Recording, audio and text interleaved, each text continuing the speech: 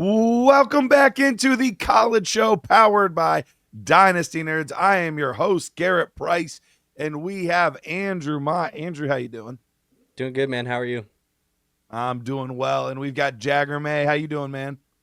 Fantastic. I'm sorry I missed last week. I love telling Jared he's wrong. So You know what? I think you guys have a secret feud because when you're on, he's not. When he's not, you are. Like I don't know if there's like a secret feud behind the scenes or something. It'll probably end up being like a 30 for 30 documentary at some point. yeah, we are Mike Greenberg and Mike Golick. Actually, I love it. I love it. But no Jared Wackerly this week. He is now under the weather, so he will not be making it today. But we are here to talk wide receivers, and I think of all of the shows that we've done in this series, we've done quarterback, we've done running back, we will do tight end next weekend. Then our overall thoughts as well next week. This is probably the one that I was the most excited for because I could see the most variance potentially in this one. Though we've had a lot of good wide receiver classes since the year 2020, and we went into this trying to do it with the eyes of how did we see this class when it came out, and then ranking them based on that. And we have the nerd scores and some of our old notes from scouting years past, but it is still hard to retroactively go back, be like, man, even with all of my notes, even with all of my data, even with all of this, how did I really see this class versus other classes? So it should be a really, really fun one to go check out. And if you guys could, before we get into all of this, I have several things that I request. Number one, make sure that you're subscribed to the channel. Make sure you're liking our content. But there's a new feature. If you're watching on YouTube, there's this little button at the bottom and it says hype. Please click the hype button. The more we get of that, the better. So hype up this video, show us some love. We greatly, greatly appreciate it. If you're just listening to this in podcast form, go ahead and make sure to leave a comment, 5-star review, all of that good stuff as well. So without further ado, let's go ahead and get into it. Let's start with the 2020 wide receiver class. And this is a really interesting class here because we've had enough time to kind of see how things played out. There were some players that were loved, some players that were not, some players that moved up and down, and really, really interesting class. So in order of draft capital, we had Henry Ruggs, Jerry Jeudy, CeeDee Lamb, Jalen Reagor, Justin Jefferson, Brandon Ayuk, T. Higgins, Michael Pittman Jr., Laviska Shenault, Chase Claypool, Denzel Mims, Van Jefferson, Brian Edwards, and there were more in the class as well, but definitely a very, very interesting class overall. And Jagger, why don't we start with you on this? Were there some guys in here that you liked that maybe didn't quite pan out? Or were you just like, yeah, I was CD and Jefferson all the way and I look like a genius? I was big on CD, and when I say I liked Jefferson at Cott, like he was one that I drafted a lot because I'm like, man, this guy's super underrated. Where this was like my fourth class. I didn't like some of the people that other people liked a lot. Like I was not a Henry Ruggs guy. I was not into Michael Pittman as much. And it's crazy. I'm like one of his biggest fans now. I did not like Jalen Reagor. So I thought this class had high highs and high lows. The one big miss that I had is like I genuinely thought that Jerry Jeudy would have been the best in this class. And that was a huge whiff on my part. So. Yeah, I think a lot of people were pretty high on Jerry Jeudy.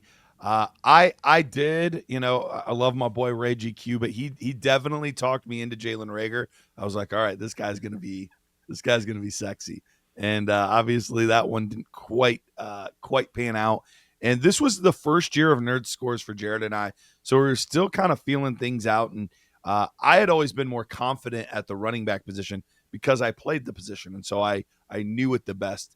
And this year, of all of my nerd scores for running backs and wide receivers, this one was the most frustrating for me at receiver because even though CD got a good score and I was solidly high on Pittman and T. Higgins, so overall, like, it wasn't awful. But when you were really high on Jalen Reagor, and not nearly high enough on Justin Jefferson, that makes the class look really, really bad. So that was probably one of the more frustrating wide receiver for classes for me to have to deal with. Andrew, where were you on this class? I think I also ranked it fourth for me. So Jagger, you had it fourth. I had it fourth. Where did you have this one, Andrew? Yeah, I had this one fourth as well. So, it was a class that just like you guys, everybody saw Lamb and what he did at Oklahoma, and it was like, that guy's going to be a pretty good player at the next level. So I liked Lamb too. I will say I liked Jerry Jeudy. I liked Ayuk a lot in this class. I did like Michael Pittman coming out of USC. Maybe part of that at the time was because, I was very early days of the Dynasty stuff, and I was consuming Michael Pittman's YouTube channel at the time. So maybe more of a fan of Michael Pittman in general. So that was probably some of that. But I went through a phase for about 3 years where there was a specific type of wide receiver that I really liked. And I'll tell you what, in this class, I liked Laviska Shenault. And I was about to bring that up. I was like, are you a truther? Phase of receivers. There's one in 2021. There's one in 2022 where it's that type of receiver that I was like, I liked these guys. And none of them panned out. I stopped liking those guys going down the road later. But, yeah, I thought all of these players were very solid. There was a lot of guys at the top where, you felt comfortable taking these guys in the first round of rookie drafts. And, thankfully I didn't buy into the Rager stuff. But, like I said, I bought into Laviska Shenault. So, hey, lost anyways. And actually going deeper into this class, I was really into the bottom end of this, where I was doing like the trade back stuff. Cause like, again, I like Jefferson. I liked Ayuk. T Higgins got expensive. I guess the draft, this was like one of my first years of Dynasty. So like, I was only in like 2 or 3 leagues and T Higgins seemed expensive, but I was way into Laviska Shenault, Van Jefferson, and Bryan Edwards. Those were, I had so much Van Jefferson and Bryan Edwards. I believed in Van Jefferson so much. I had a buddy who was deep into Denzel Mims too, like first round Denzel Mims rookie pick. Yeah. Oh man, this class was my first lesson on day 3 wide receivers, and so like this is a very special class in a very negative way for me. Yeah, I know. I did. I liked Mims as well. Bryan Edwards to this day still baffles me because his tape was good. Rare. Yeah, he was one of the rare exceptions where it's like the tape, like most of the tape grinders are like, "Nah, this kid's really good," and then most of the analytics guys are like, "Nah, this guy's good." And like, it's not very often that both agree outside of like a first round prospect, and everyone agreed. And he still flopped. So that was a weird one. The landing spot had opportunity right away. Yeah, he had a chance to be good. And he had like 1 or 2 games. I remember like it was like 1 or 2 overtime games where like all of a sudden OT, they just fed him and he was eating. And it just never turned into anything. It was super weird. I did avoid the Laviska archetype there. We'll get into those guys. And I know exactly who you're talking about in the next few classes as well. I did avoid that one, but I had the Rager. So when you get the Rager, it is what it is. But so we all had that one fourth. Let's move on to 2021. And for me, I was really high on this class. I had it 3, but I know you guys maybe even dwarfed me in your expectations for the 2021 class. So we had Jamar Chase, Jalen Waddle, Devonta Smith, Rashad Bateman, Elijah Moore, Rondale Moore, Terrace Marshall, Tutu Atwell, Diami Brown, Amari Rogers, Nico Collins, Amon-Ra St. Brown, and Tylan Wallace. So, Andrew, for you, who was the guy in this class that you were talking about that you kind of fell for? But how did you feel about this class overall? This was my number 1 class, man. I was the highest here with this class, and I think it's because I liked a ton of guys in this class. The depth I thought was great. I was higher than consensus on a couple of players that we'll talk about here in a second. But Chase, to me, obviously was an elite guy. I liked Waddle. Devonta Smith, when you're a Heisman candidate as a wide receiver, you got to love that. I liked Rashad Bateman a lot in this class, was in on Elijah Moore. Rondale Moore is the guy that I'm talking about from the last class that I fell in love with the same archetype of Rondale Moore. Just thought he was going to be solid. I liked Nico Collins because of Matt Harmon, shout out Matt Harmon. He got me in on Nico Collins. And I think, Gary, you were in on Nico as well, who I was listening to at the time, who got me in. So shout out to you too. And Amon-Ra St. Brown is a player I was higher on in this class too. I thought he was really solid coming out of USC. Ended up being like the outlier of the whole class for what it's worth. And Tylan Wallace is a player I liked in this class. I liked him coming out of Oklahoma State. So there was a lot of players in this class that I thought, hey, we have opportunities here. It felt like the depth was there. It felt like there was high-end talent in Chase and Waddle and Smith. And so this was my number one class. I felt the best about it. And it ended up being a really solid class even after the fact. You know, we look at it being, we're trying to talk about how we felt coming in. I think if you look coming out of it, it's probably still going to be a top 3 class for everybody over the last, whatever years that we're looking at here. You look at it, Nico Collins, Amon-Ra St. Brown, Jamar Chase, even Devontae Smith's situation holds him back more than anything. Those are all top 12 Dynasty assets right now. Like, this is stacked, For me, I get it why you would have it 1, especially at the time. Even Waddle trending in the right direction now with, Tyreek's situation. Like, I think Waddle could be very sneaky in Dynasty. Mm-hmm. Yeah, the one guy that hurt me because I was in on Nico and I was on an Amon-Ra. So that boded well for me. I was a Smith over Chase guy, which obviously that didn't quite pan out. But it is what I mean. Jamar Chase still, I think they're both top 5 for me nerd score all time. So it wasn't like disrespecting either one of those guys.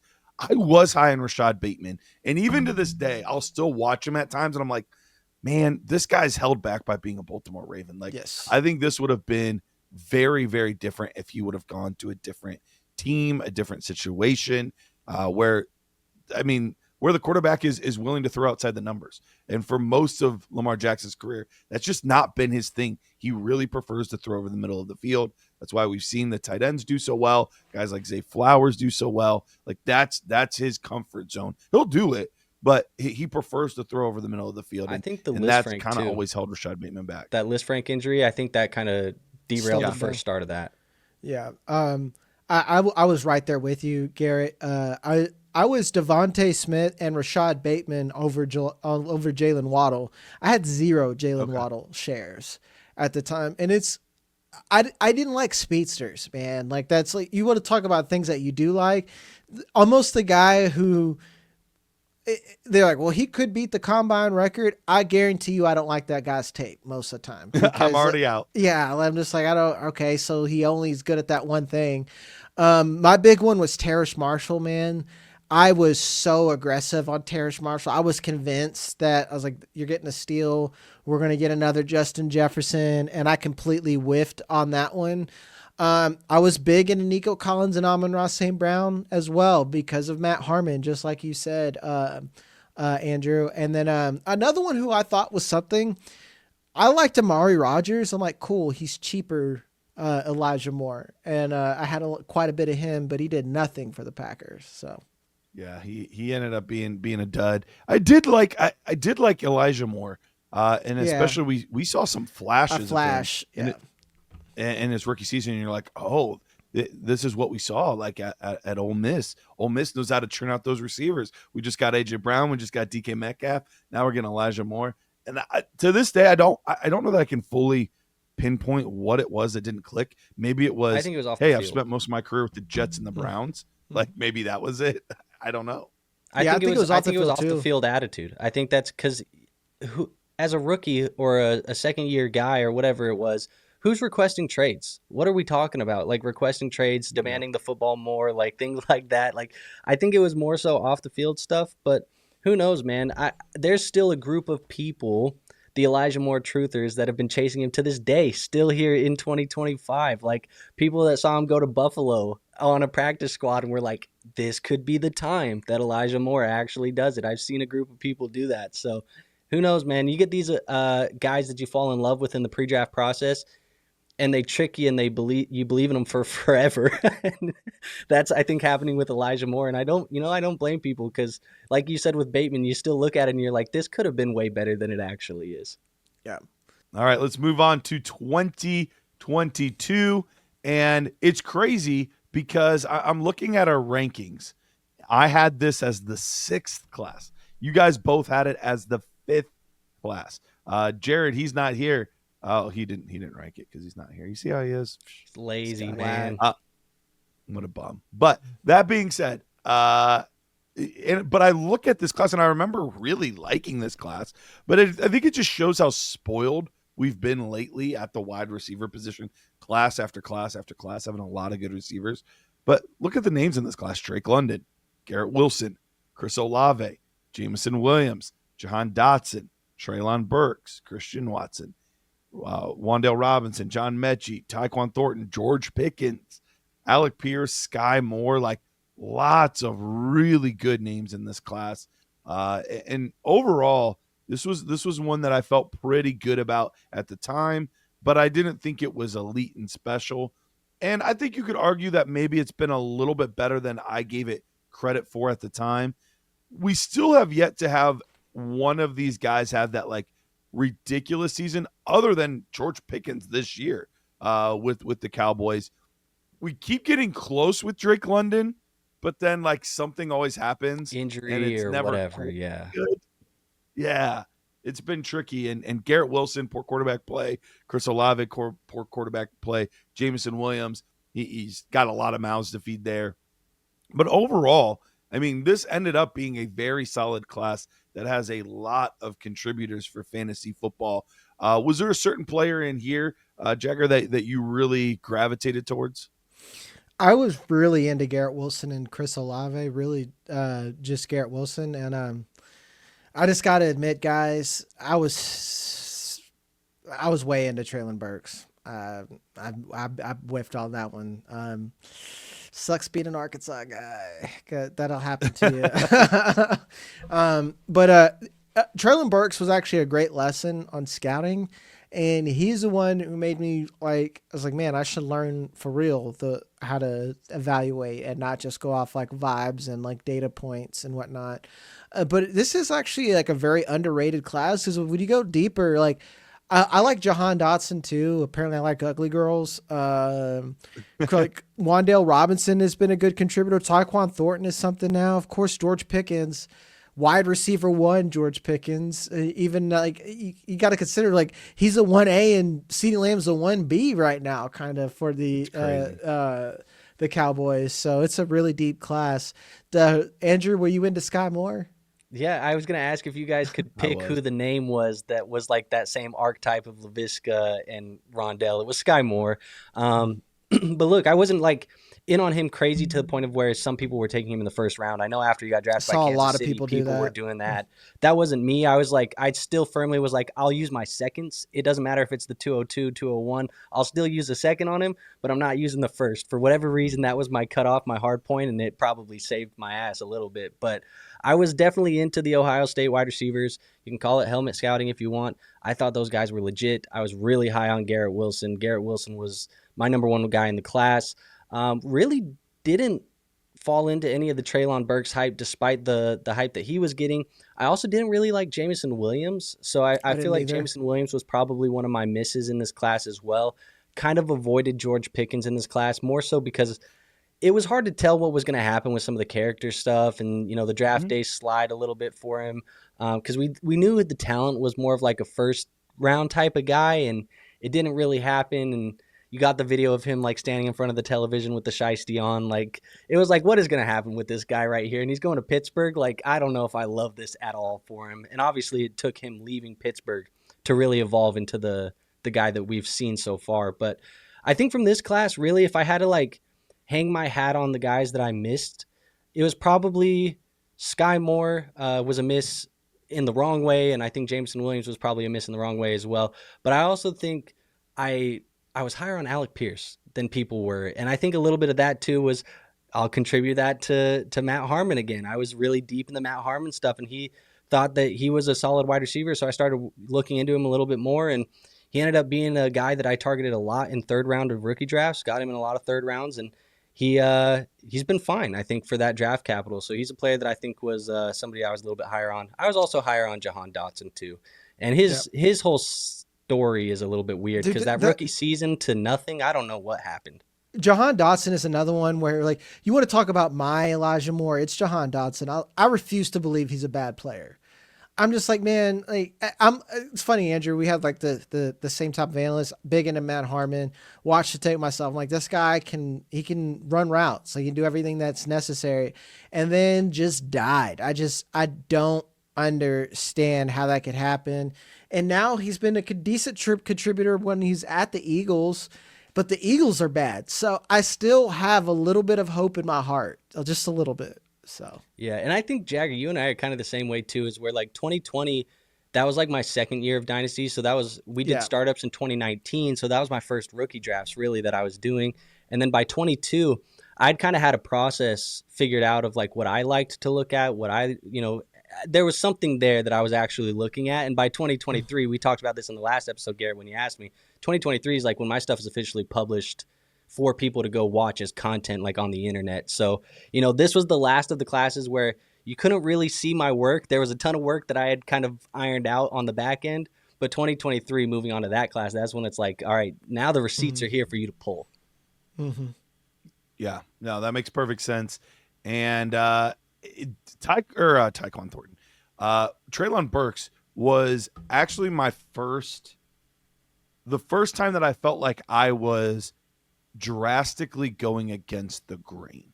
That was the first one where I was like, guys, and he actually reminded me of a Laviska Shenault as well, where I was like, we tend to fall in love with these seemingly, like, they are very athletic guys, but like they're not posting anything incredible in the 40. Like their numbers aren't reflecting as athletic as they look on the field.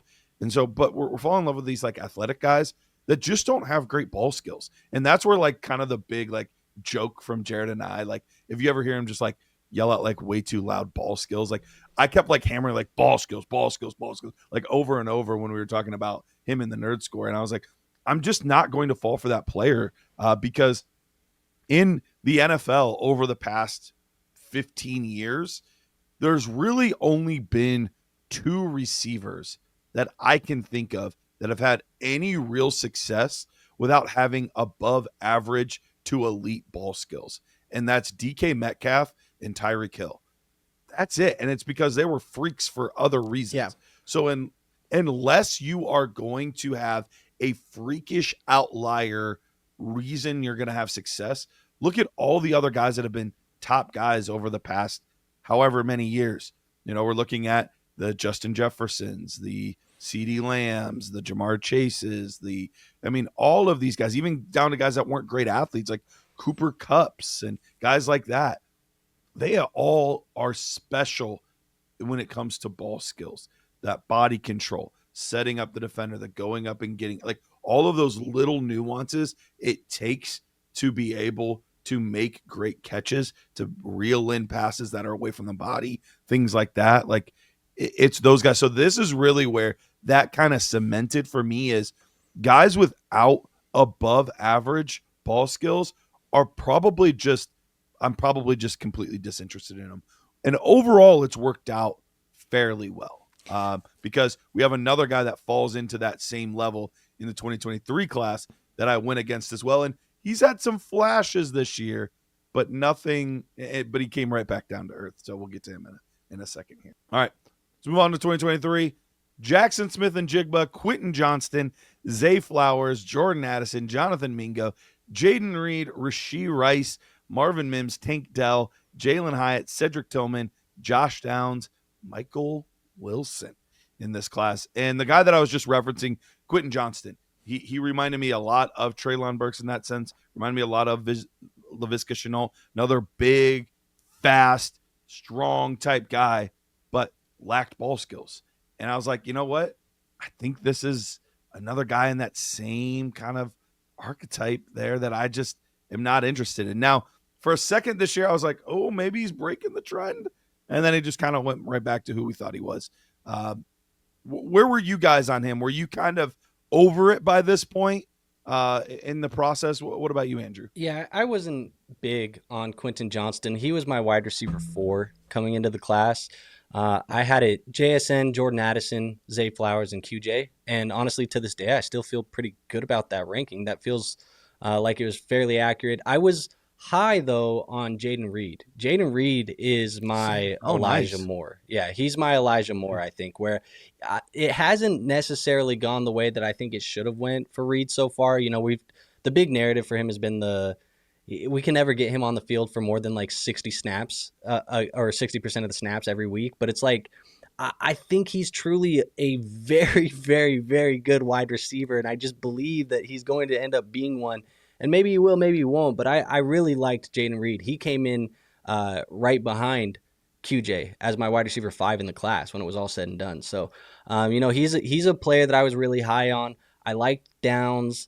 I didn't really love Rashee Rice. And actually, Rashee Rice is probably at this point in time the second best probably the second best wide receiver in this whole class. So, he's a player that I kind of missed on because I didn't like him a lot in the class. But everybody else, for the most part, it felt like it was a good, not great class. I questioned whether or not we were going to get the high-end superstar type of talent.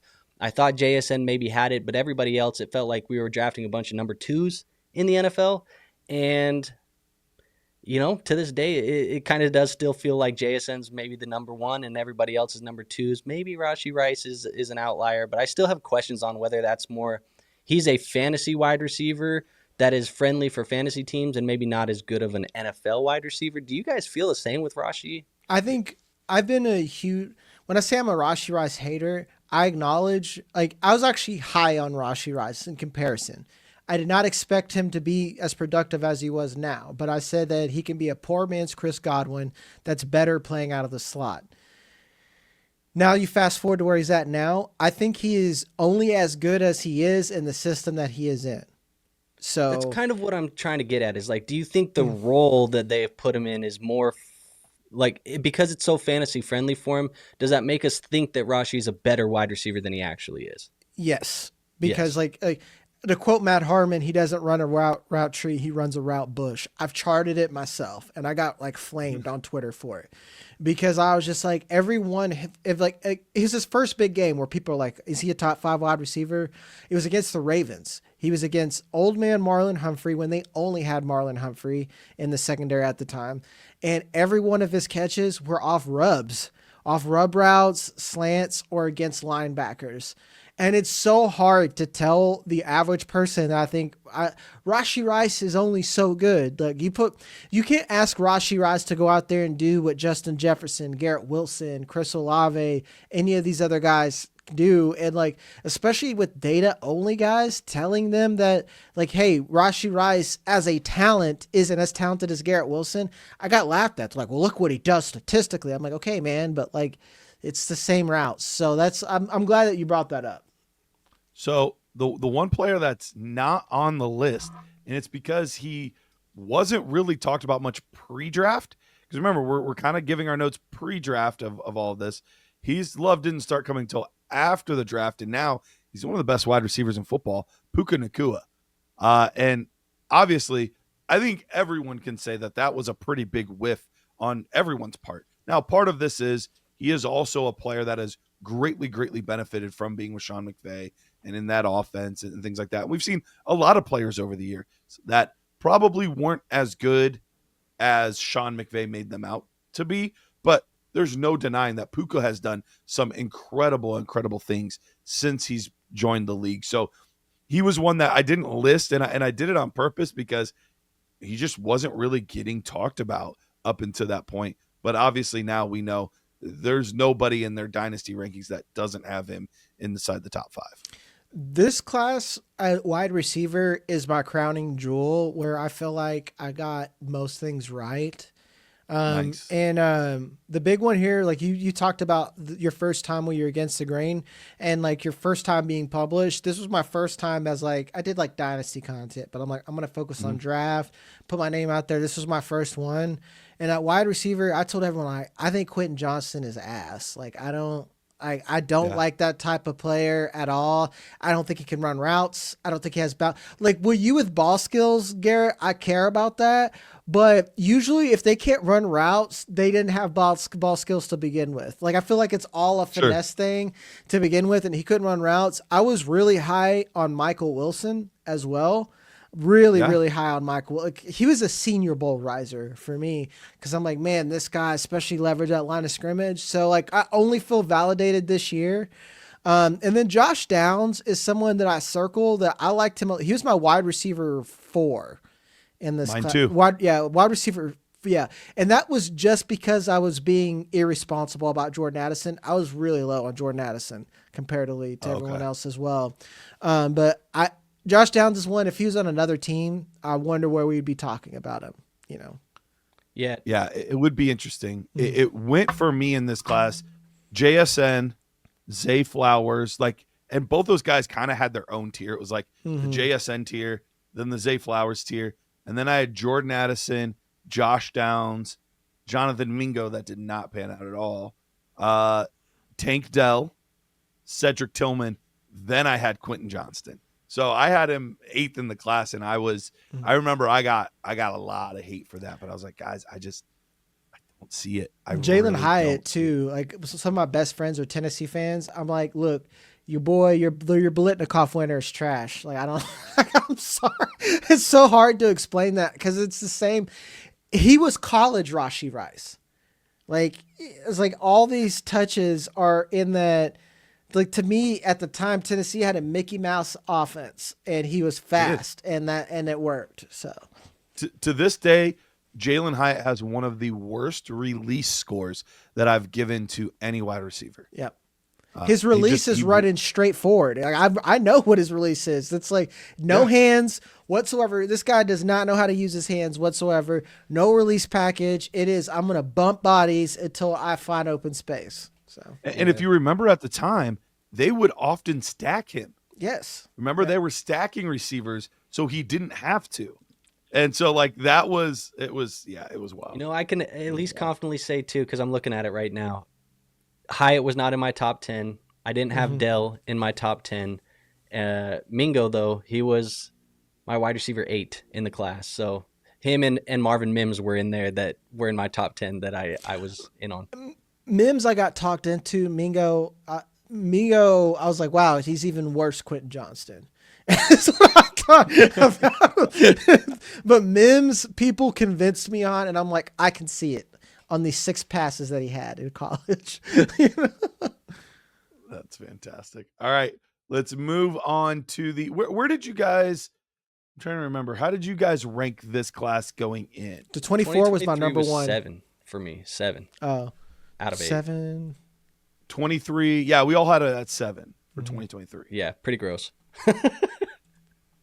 Yeah, and it was at the time we didn't think there was like a truly special guy. JSN, we thought obviously could be. He was a tier of his own, but everybody else was like I said earlier, it's like you felt like we were looking at a bunch of wide receiver 2s, not anybody who was number 1s.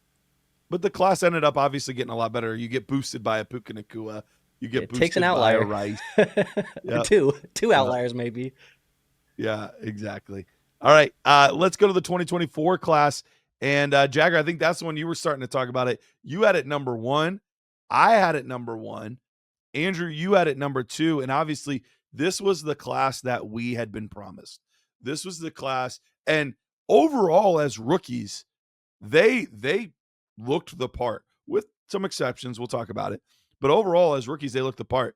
Interestingly, though, if you look at most of the highly disappointing receivers this year, they are almost all from the 24 class. So very interesting how things kind of played out this year. But 2024 class, we had Marvin Harrison Jr., Malik Neighbors, Rome Odunze, Brian Thomas Jr., Xavier Worthy, Ricky Pearsall, Xavier Leggett, Keon Coleman, Ladd McConkey, Jalen Polk, Adonai Mitchell, Malachi Corley, Troy Franklin. Like, so many, obviously 3 guys that went top 10 in this class, in Harrison, Neighbors, and Odunze. Brian Thomas Jr. had an incredible rookie season. Ladd McConkey had a great rookie season. Like, there was just a lot to like in this class. And there were so many receivers that went in the first round. But if you look at it overall, now, today, even though this was my number 1, and I stand by it. Like, I think a lot of these guys were amazing college prospects, but it's just funny how it worked out. Marvin Harrison Jr. has had 2 years of meh. Like, he's not been a bad receiver, but based on where his expectations were, he's been extremely disappointing. Malik Neighbors, good when he's been on the field, but he's had a really hard time staying on the field his first 2 years. Romo Dunze, we see some peaks, but we've also seen a lot of valleys with him. Brian Thomas Jr., he was my LVP this year, the least valuable player compared to where you drafted him. He has been extremely disappointing this year, like in redraft settings and things like that. Really big disappointment. Xavier Worthy's done next to nothing. Ricky Pearsall just can't seem to get healthy and get in a rhythm. Xavier Legette's been a disappointment. Keon Coleman has really let people down, especially after that week 1 performance. Even Ladd McConkey, who had a great year 1, year 2, he's been like a low-end wide receiver 2, high-end wide receiver 3. So it's just really weird because even in saying all that, I'm like, buy low, buy low, buy low, buy low, buy low. Like, I'm still wanting all of these guys, but it is just weird how this is kind of all played out. Yeah, and actually, Ladd McConkey has just been like a slow play. He's like a low-end wide receiver 1 right now. But, I mean, you're correct.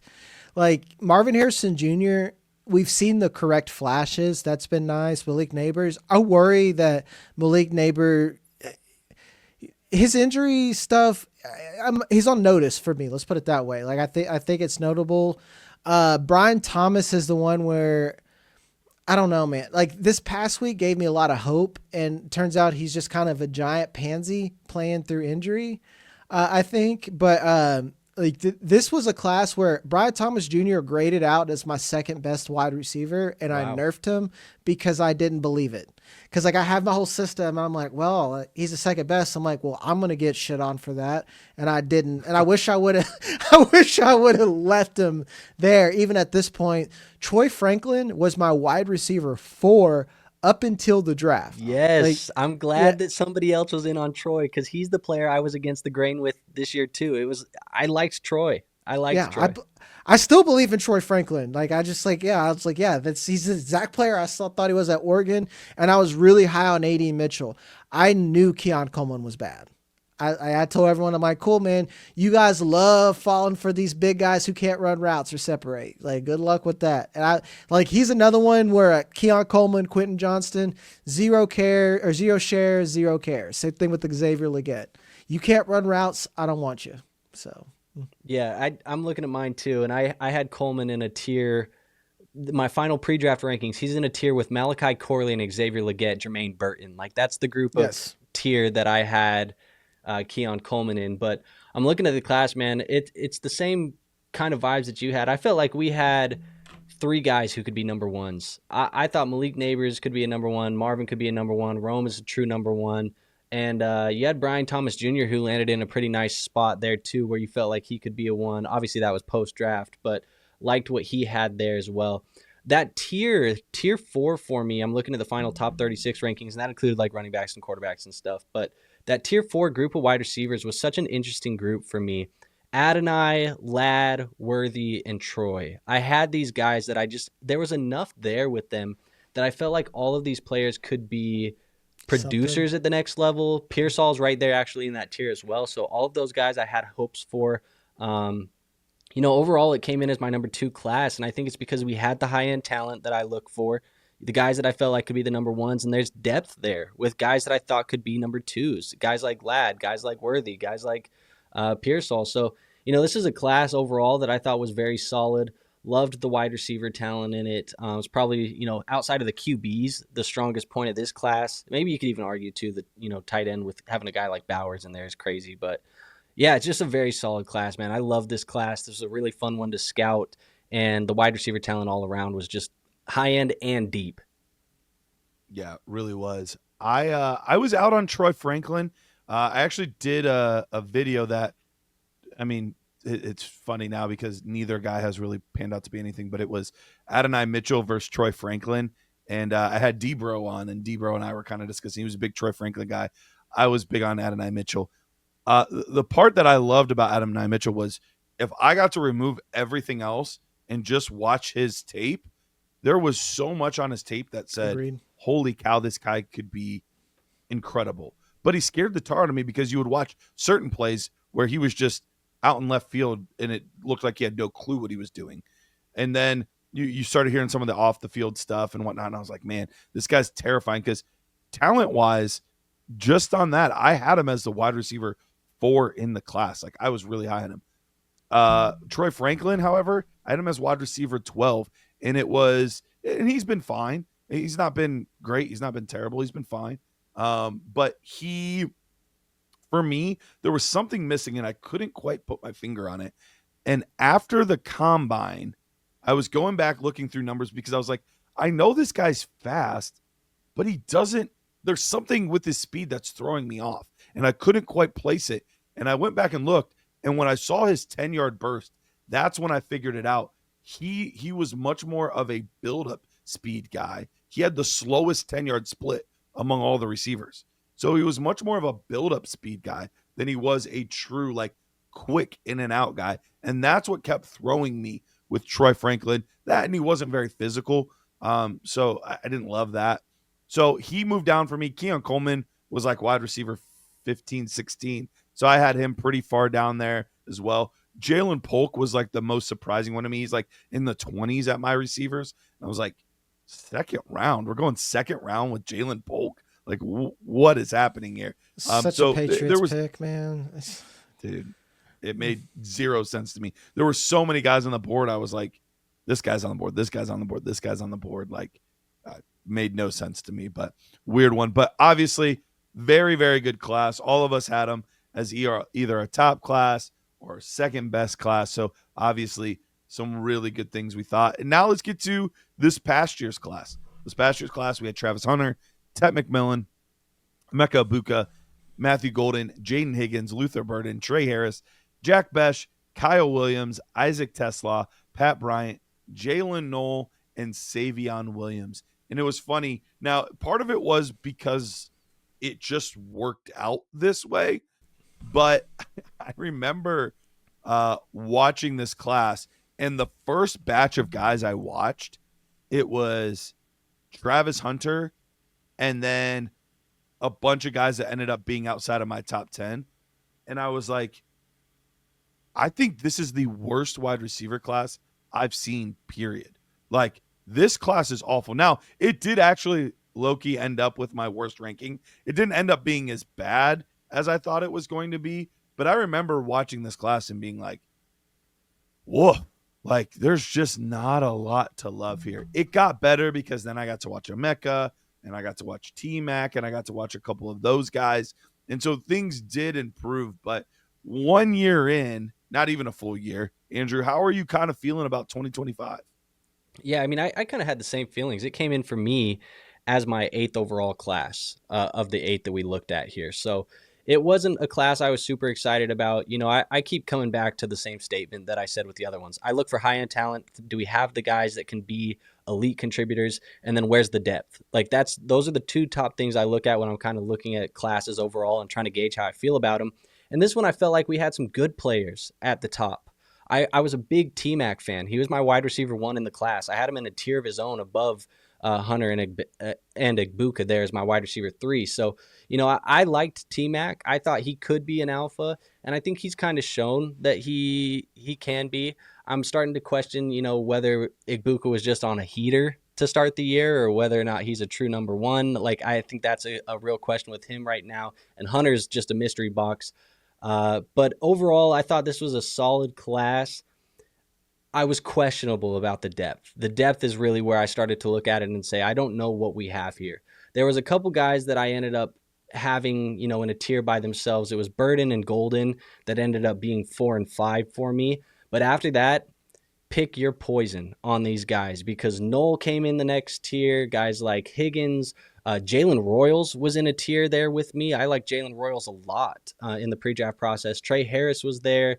You could look at guys like Kyle Williams and Besh, and Torrey Horton was a guy that I had in my top 10. It was a very messy class, I think, for me at least, after those top 4 to 5 guys. It felt like you could just start putting any name there, and I wouldn't question whether or not you were actually watching the film or not, because it felt like anybody could be there. So that's kind of the way I looked at this class. Overall, my top 5, I still feel very good about that being my top 5 today. T-Mac, Hunter, Ibuka, Burden, Golden. That feels pretty good just so far of what we've seen throughout the year. So I'm glad, I was able to look at that class and kind of come to those conclusions because right now, like I said, it's aging okay for the most part.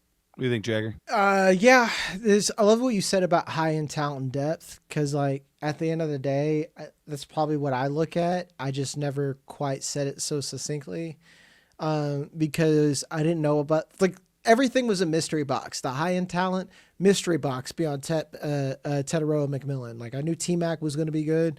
I loved Travis Hunter, and I even took him ahead of Teteroa McMillan sometimes just as, like, the gamble for it. And I still think that there could be something there. It's just the now hearing a lot of what happened in Colorado, like how he didn't go to a lot of offensive meetings, and not because of behavior, it's because he played both sides of the ball. We understand that slow start that he had, and then it was injury.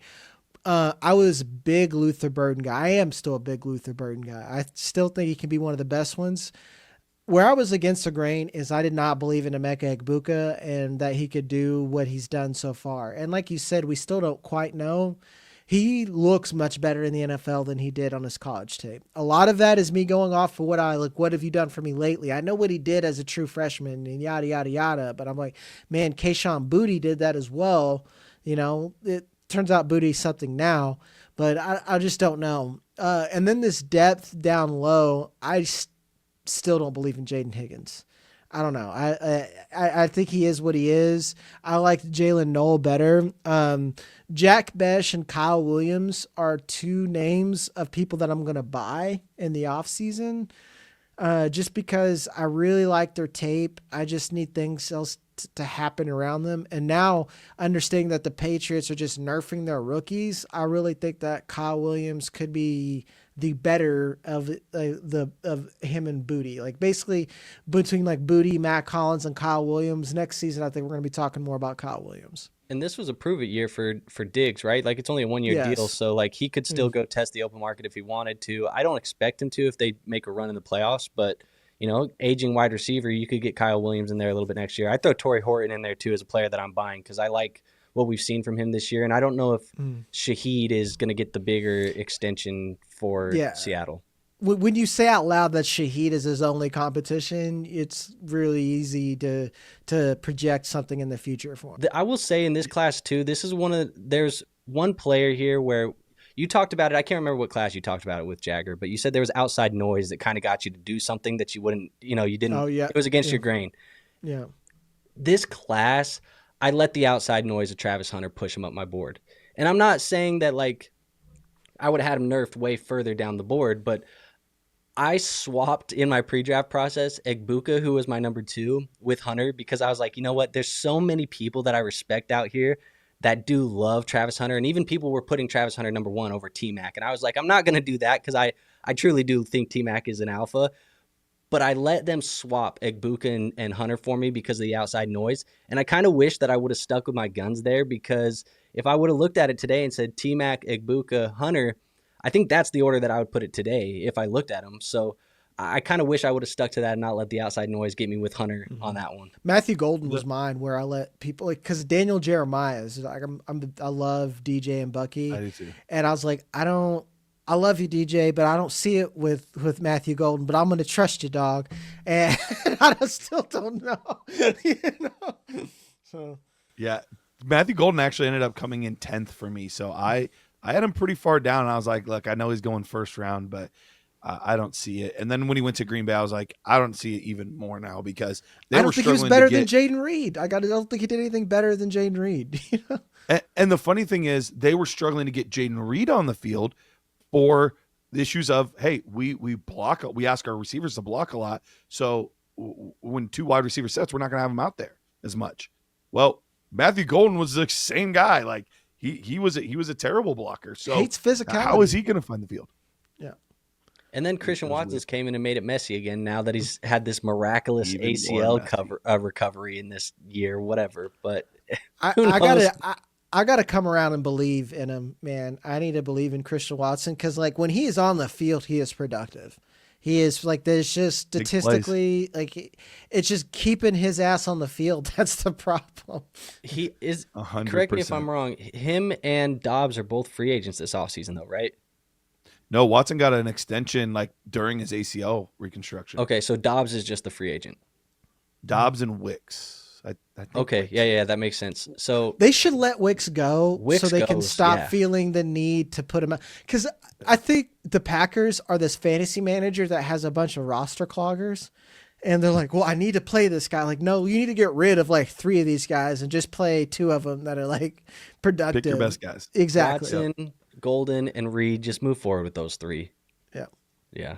There we go. The one guy I loved, and I knew I was on an island, and look, I had a feeling this was going to not look good, but I had to like stick with my guns and like how I evaluate tape. And I thought this guy was a fantastic route runner. I know that the 40-yard dash was terrible and all this stuff. I still like Xavier Restrepo. I don't know. Like, dude, I know he's not. He was high for me as well. Yeah. Like, I know that, like, maybe that's the Bill Belichick in me. Like, just find these slow slot guys and make him great. I don't know. But he graded out as my 7th wide receiver. And I was like, I think this kid can play. And then he didn't even get drafted. And I was like, oh, my gosh, here we go again. But to this day, like watching his tape, his hands were some of the best in the class. His route running was really, really good. So I don't know. He'll probably never work out and it won't end up being, the Adam Thielen or the Puka Nacua or anything like that. But I still have hope for my guy Restrepo. We'll see. But, of course, he started getting some run with the Titans and then got hurt. And I was like, of course. Mm-hmm. All right. Let's now we're going into the speculative mode. We're moving ahead onto these next couple classes, and we're looking at 2026. So, Jagger, you had 2026 class 6th. Andrew, you have them 6th. I have them 5th. So, I am a hair higher than you guys, but not by much. Looking at the 2026 class, we have Jordan Tyson, Carnell Tate, Mekhi Lemon, Denzel Boston, Chris Brazzell, Antonio Williams, Jacoby Lane, Eric Singleton, Jace Brown, Jeremy Bernard, Deion Burks, Nick Harbor, Zachariah Branch, Casey Concepcion, Ian Strong, Elijah Surratt, Chris Bell, who unfortunately just ACL injury, which sucks. Dude, so unfortunate for him because I was high on him originally as like one of the sleeper guys in the class. Yeah. And man, dude. I get first round buzz. I actually wonder if he's going to go back to school now. He should. Yeah. He should. So none of us had this class crazy high. 6th for you guys, 5th for me. And it is hard to kind of project ahead. I think, Jagger, you might have been the one that said this. It does look a little bit like that 23 class where we don't have anybody right now that we're for sure projecting as, an elite guy, but there's a lot of good guys at the top of the class that we could see being in the teens as far as draft pick wise. Are you still kind of feeling that way? Or are you starting to move one direction or another? I think it's 23 with a much higher ceiling because we have size is a thing where it's like right now I have it with 2023 because no one is just like, this guy is a fucking stud and nothing's going to stop him. But like, again, 23 had nothing but slot. It was like 1,000 slots receivers. Here we've got big guys like Tate, Tyson can play outside, Bossa play outside, Chris Brazzell. So I'm holding a candle for a lot of these guys to take the next leap. Where I think I have it ranked is that like I'd almost rather have more late first if I need wide receiver. Like if I have like the 104, 103 and I don't need a QB, I would rather trade back and get multiple 2s and have multiple shots as these wide receivers than like hyper target someone. Like T-Mac, I feel like he was can't miss. Like, all right, I need a wide receiver. I don't want to mess this pick up. I'm going to draft T-Mac. I don't feel like you can do that here. But if you take 2 of these guys, one of them's probably going to hit. It's just how much. So, yeah. How are you feeling, Andrew? I look at this class and I kind of have the same feelings where 2023 looks comparable. And I would agree too. Like, I think the top 3 guys, Tyson, Tate, and Lemon, for me, those are the top 3 in the tier of their own. I think those guys have maybe a higher ceiling than, some of the guys. It's tough because you have JSN who's playing the way he's playing right now and Puka. But, like, I think coming in. Well, pre-draft. Yeah, you feel like those guys are playing or could have similar ceilings. I think Tyson, for me, he's like the guy that we talked about. I said JSN was in a tier of his own in 2023. Tyson's kind of that player for me. Like, I think Jordan Tyson's my JSN in 2026. And so he's kind of going to be a guy that I end up probably hanging my hat on and saying, like, this is my flag plant in the class as the true number one, the wide receiver one overall. And so I really do like Tyson. I think Tate's going to be very solid. I like Lemon. I think this class maybe has a little bit more desirable depth, at least in my opinion, than 2023, because I do like guys like Jeremy Bernard. I do like guys like Concepcion. I do like guys Lane. Like Brazel and Boston. Yeah. Like I think there's a lot of guys in this class that could be. We talked about Chris Bell too if he comes out. Like I think he will have an injury dip that'll be a sneaky, buy low in a dynasty draft. But this is a class that I do like. I'm really excited about Tyson. And the top three, those are going to be the guys that I think are just locked and loaded first round picks for me. But, there's still a lot of time until we get to that point. So it's hard to say that in absolute right now today.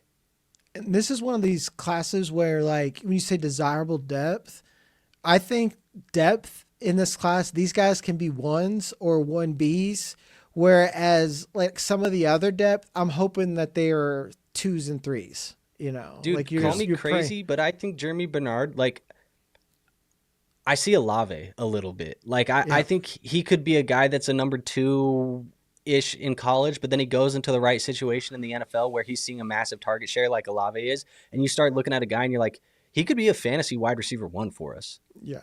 It's like Jacoby Lane for me is like T. Higgins, the way I see it, to where like he's a guy who could be a 10 touchdown type guy. And like he'll be even better if he's a 1B, but if he's someone's 1A, that's pretty solid, so.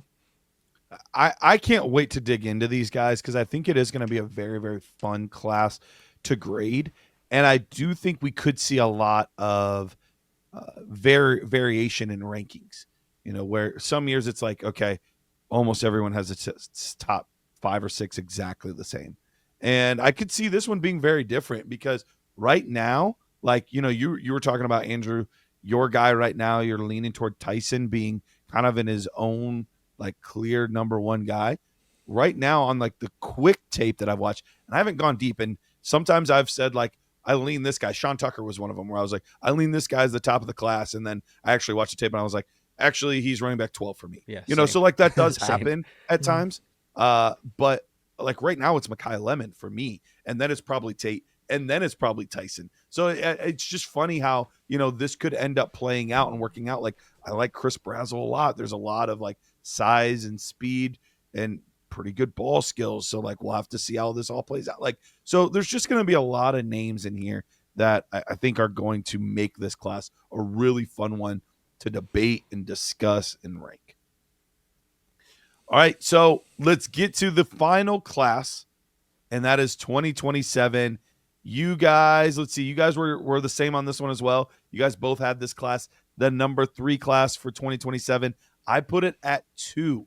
So already giving it some pretty high praise, but we are looking at Jeremiah Smith, Cam Coleman, Ryan Williams, Bryant Westco, Nick Marsh, Ryan Wingo, Mario Carver, TJ Moore, and there will be so many more once we get things moving here. But right now, if I had to put Jeremiah Smith and Cam Coleman in the 26 class, they are wide receiver 1 and 2. Like, they just are. They're wide receiver 1 and 2. And Ryan Williams, I know he's had a down year, but he's a player that got a lot of love as a 17-year-old playing at Alabama. That happened for a reason. What's that? Just a wee little young lad. just a wee lad there. So, I mean, there's a reason for that. And there's other guys in this class, too, where you're talking about not these, 5'8", 5'9" slot receivers. We're talking about 6'4", 6'5", these guys that are jacked, these guys that are strong, these guys that are just good college football players already in their careers. So players that we're really, really excited about. So I do already have this as the number 2 class. Obviously, that could shift and change, and maybe the depth doesn't look as good next year, and it's just 2 or 3 guys at the very top.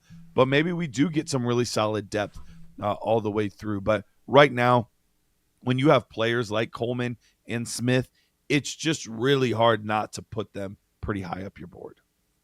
I mean, I look at this class in general, and Jeremiah, you said he'd be the number one for you, in 2026. Jeremiah Smith might be the number one for me in every class that we looked at. Like if I'm going all the way back. Yeah, like maybe Chase. I thought like Chase and maybe the feelings I had of Marv coming in, like those are the names I'm looking at here with Jeremiah. So, we talk about high-end talent and we talk about depth. I think he could have both of them here. The high-end talent in this class, I think, are true number ones, elite guys. We talked about that with 2024, Rome, Malik, and Marvin. I think you could have something similar here with Jeremiah, Cam, and Ryan Williams. That could be something that happens. You said Ryan Williams is somebody to watch. I definitely agree with that. This year was not what we wanted to see from him, but this is a class that still has some depth too. We like Wesco. We like Nick Marsh, who's, just hit the transfer portal and maybe going to go play somewhere else. That'll be interesting to see what happens with Marsh. You have Ryan Wingo, TJ Moore. Like there's lots of names to like in this class. So for me, it's a top 3 class, but it might have the best wide receiver prospect that we've seen in the last 7 to 8 classes here. It says Julio Jones. I think Julio Jones, if healthy, would have been the greatest wide receiver of all time, and I think Jeremiah Smith reminds me of him. So that says something. It's not. I know people get like the new shiny new toy feel, and it gets like overblown. Like I truly do believe that Jeremiah, for me, I'm looking at him and I watch him every time he suits up, and I'm like, dude, this kid is ridiculous. He's ridiculous. That you think he could potentially be. I saw somebody put up a little like think piece of if he could go number 1 in this year's class, you draft the rights to him, and he gets to go to the NFL team. Is he the 101 in 2026 if you can just draft the rights to him in the NFL? Probably. I mean, quarterback Fernando Mendoza's our number 1, and there's arguably questions. So, I think there's a good chance. My only concern, and this is silly, honestly, but my only concern is there was another Ohio State receiver, and I'm not even talking about Marv. There was another Ohio State receiver back in the day that was yoked like this guy. His name was David Boston. I've heard David Boston back in the day was like, ooh. Jeremiah Smith is bordering on almost being too big. Like this dude is like, if you look at his arms, you're like, holy crap. Like he's just massive to where I hope he doesn't lose some of his fluidity and some things like that because he's just so big. But dude, he looks incredible. He really does. The catches that he can make, the body control that he has, he looks special. It's going to be fun to watch him and Chris Henry next year because Chris Henry, you guys just got him too, and he looks like a stud as well. So, man. Yeah. Ohio State aside, like Cam Coleman's exciting, and like I really like the Clemson guys. Those Clemson guys single-handedly are making Cade Klubnik look draftable. So 100%. 100%. All right, guys. Well, that wraps things up for us here. These are our top class rankings. Let's go ahead and go through all of them real quick before we get out of here. So at number 1, we had the 2024 class. At number 2, we had the 2021 class. At 3, we have the 2027 class. At 4, we have the 2020 class. At 5, we have the 2022 class. At 6, we have the 26th class. At 7, we have the 2023 class. And then this year's class of 2025 ended up being the lowest class for wide receivers. We appreciate you guys watching, tuning in, and we'll see you next time.